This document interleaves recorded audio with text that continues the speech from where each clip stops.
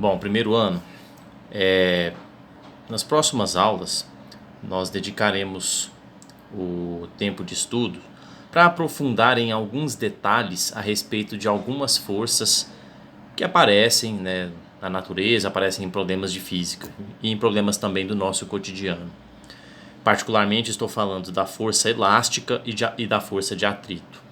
Nós vamos dedicar algum tempo para estudar um pouco da natureza dessas forças, quais são os detalhes que influenciam, né, na existência dessas forças.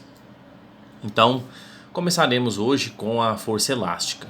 Vamos entender melhor como funciona. Bom, uma breve leitura desse slide, vamos lá.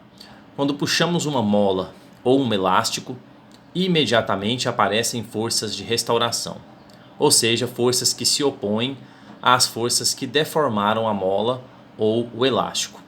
Bom, essas forças, que ele está chamando aqui de forças de restauração, elas aparecem quando nós pensamos no seguinte aspecto.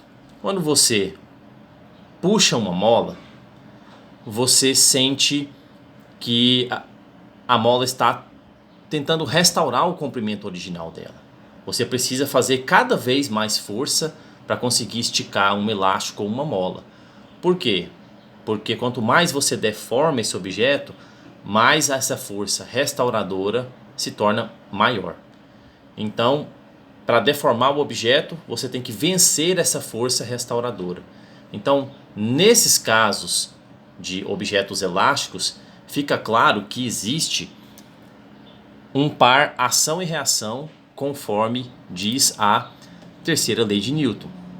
Aqui eu tenho uma mola no estado original, certo? Ela não está nem comprimida nem distendida. No entanto, quando eu puxo essa mola para cá, o que acontece?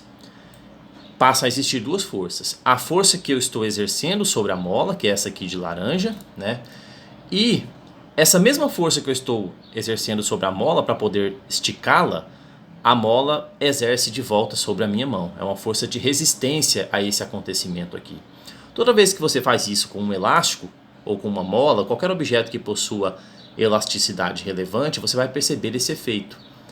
Você sente que tem uma força querendo puxar a sua mão, né, e querer restaurar o estado natural da mola, que seria esse estado aqui, sem nem compressão e nem alongamento dela. Para cá também é a mesma coisa. Quando você comprime uma mola e coloca ela em equilíbrio, como está aqui, a força que você está aplicando para poder deformá-la é exatamente a força que a mola quer fazer de volta para expulsar a sua mão, né, e restaurar o equilíbrio do seu estado natural. Então veja que aqui tem sempre um par ação e reação. A força que você aplica na mola para deformá-la é o que a mola vai devolver para a sua mão ou para o equipamento que está realizando, né, esse procedimento, como é o caso aqui. Essa força de azul, que é a força que a mola está exercendo com o objetivo de restaurar o seu tamanho original aqui, é o que nós chamamos de força elástica, certo? Então, a força que a mola exerce para tentar restaurar o seu movimento de volta, né, é uma força reativa, é o que nós chamamos aqui de força elástica, ok? Então, é disso que se trata. Então, adiante aqui. Segundo estudos de Hooke, que é o Robert Hooke, o inglês que estudou esse efeito, ao aplicar forças em molas, existe um intervalo de intensidade para o qual as molas, ao serem soltas, ou seja, né, ficarem livres das forças, retornam ao seu tamanho e formas originais. Hooke definiu esse intervalo como regime elástico. Bom, pessoal, aí é o seguinte, o que é esse tal de regime elástico? Vamos entender o seguinte, vamos falar um pouco de mecânica dos materiais. Todo material possui algum regime, alguma capacidade elástica. Só que aí é o seguinte, se você ultrapassa essa capacidade elástica, ele já começa a sofrer uma deformação plástica. Então, tem dois tipos aqui. Tem um regime elástico e o regime plástico. Como é que funciona isso? Pensa nessa mola aqui.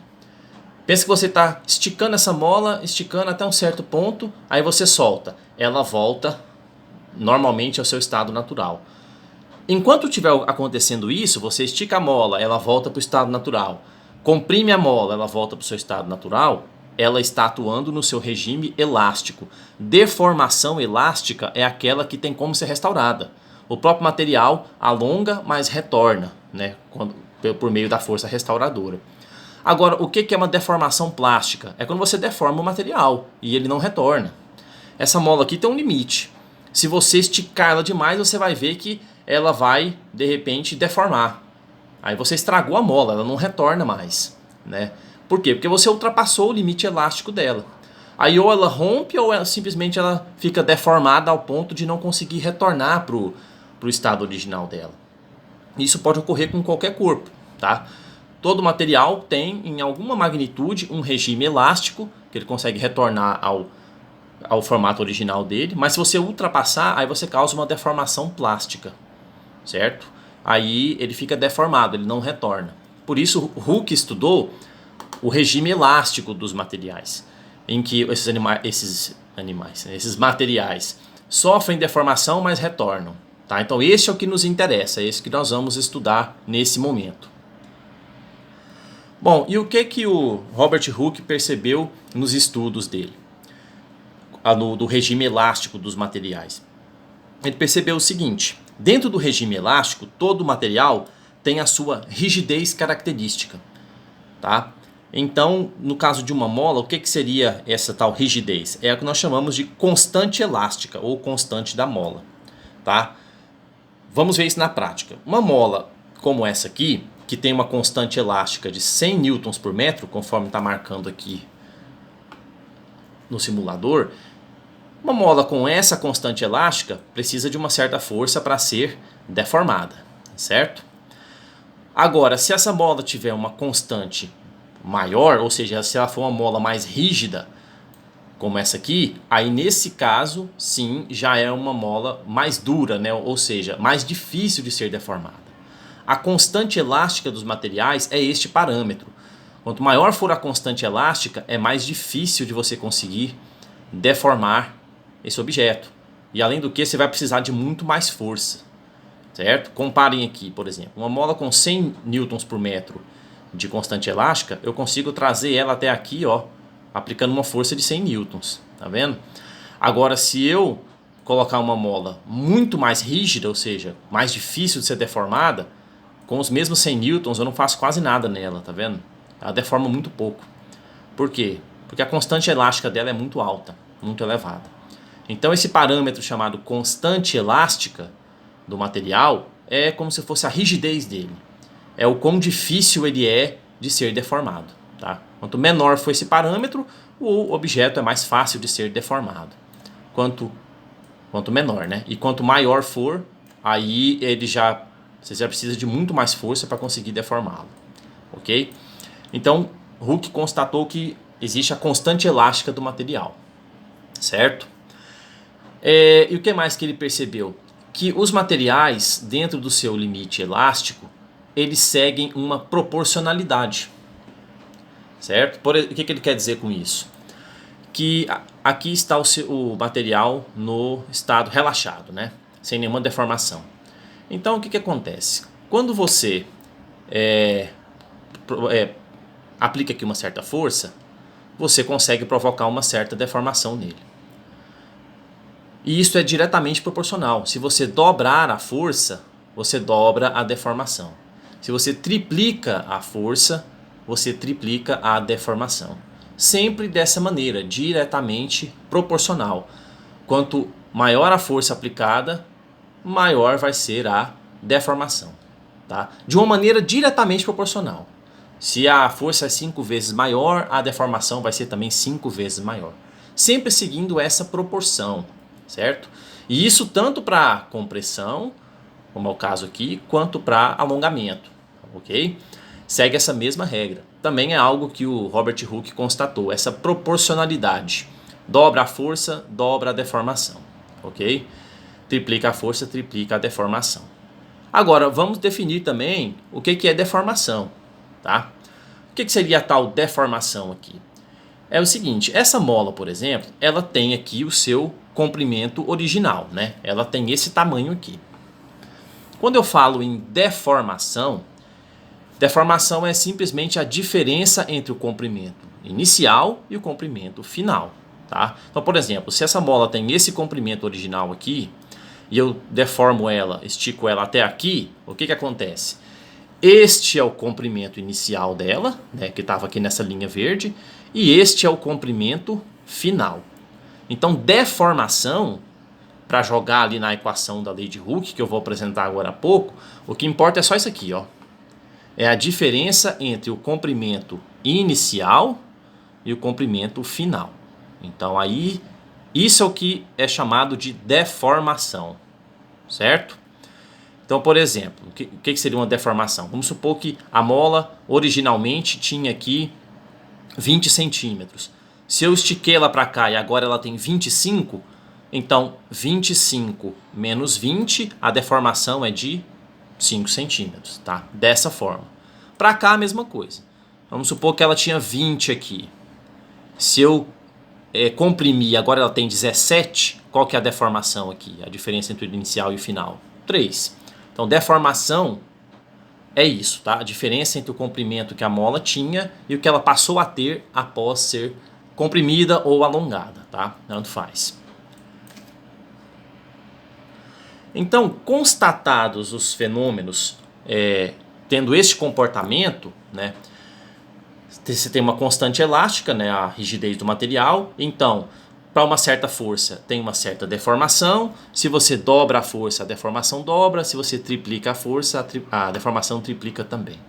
Isso dá origem a uma equação dessa forma. A uma equação, uma função de primeiro grau, né? Onde K é uma constante, que é a rigidez, constante elástica. E aqui é a força aplicada e a deformação sofrida pelo material, né? Então, F igual a Kx. Esta é a famosa lei de Hooke para deformações elásticas, certo?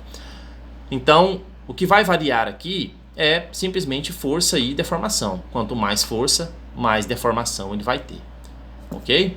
Então, lembrando que esse x, como eu falei, deformação, né? É a diferença entre o comprimento final e o comprimento inicial. É o quanto ela variou seu comprimento ao ser alongada ou comprimida, ok? Vamos ver como é que é isso aqui nas aplicações.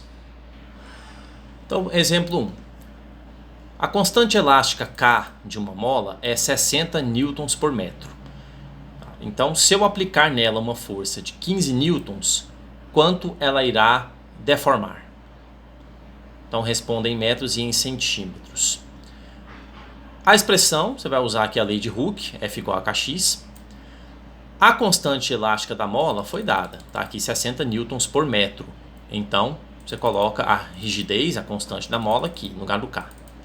Beleza. A força que foi aplicada é de 15 newtons. Então, onde entra a força?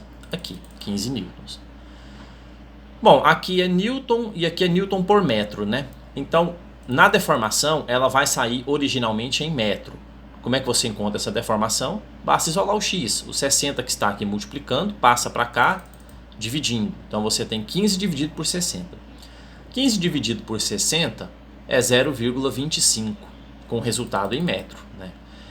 Ou seja, isso aqui, se você multiplicar por 100, você tem o resultado em centímetros. 25 centímetros, tá? Tranquilo, acho que não vai ser muito difícil para vocês não, né? Basta relacionar sempre a força aplicada, a constante da mola e a deformação sofrida pelo material. Vamos aqui para o exemplo 2. Uma mola possui constante elástica 40 newtons por metro e comprimento original 20 centímetros. Bom, então aqui já parece um pouquinho diferente, né? Eu estou dando a dimensão do material, 20 centímetros. Qual a força necessária para alongar essa mola até o comprimento de 25 centímetros? Então eu tenho uma mola que originalmente tem 25 centímetros e eu vou exercer força sobre ela até que ela alcance o comprimento de 25 centímetros. Bom, se o objeto tinha comprimento inicial 20 e após eu aplicar a força nele, ele passou para 25, qual a deformação que esse material sofreu? Qual o alongamento dele? Bom, faça a diferença, né, entre o comprimento final e o inicial. Quanto é 20 menos 25? Dá 5, né? Então eu deformei esse material, essa mola, em 5 centímetros, certo? A diferença entre o comprimento que ela tinha no estado relaxado e após o alongamento, 25. Bom, o que acontece, pessoal? Na hora de vocês colocarem aqui na lei de Hooke, tem que prestar atenção no seguinte. Na constante elástica, veja, é Newton por metro. Isso implica que você tem que trabalhar aqui com medidas de comprimento em metro. Então esse centímetro, o que você faz com ele? Esse aqui, aliás, né, que é a deformação que a mola sofreu. Tem que passar para metro, então divide por 100. Dividido por 100, por isso que está aqui 0,05. Porque aqui é 40 newtons por metro e aqui a deformação foi de 0,05 metros, 5 centímetros. Então, metro vai cancelar com metro, vai sobrar só o newton na unidade, né? Que é o que eu espero mesmo. Eu quero saber a força que eu preciso aplicar para deformar essa mola em 5 centímetros. Basta resolver isso aqui agora. 40 vezes 0,05 são 2 newtons. Então, esta foi a força necessária para fazer essa deformação nessa mola. Lembrando que a lei de Hooke é proporcionalidade, né? Isso quer dizer o quê? Que para eu causar uma deformação de 10 centímetros, eu teria que exercer 4 newtons. 15 centímetros, 6 newtons. Sempre proporcional. Essa é a vantagem da lei de Hooke, né? Ela é sempre assim, diretamente proporcional, tá? Então, os problemas vão ser desse tipo aqui, tá? Qualquer coisa vocês reassistam ao vídeo ou peçam para eu explicar alguma coisa lá. Me chamem, né, no Classroom, ou quem tiver o contato meu aí do WhatsApp pode chamar também, tá bom? A lista vai ser desse nível aqui.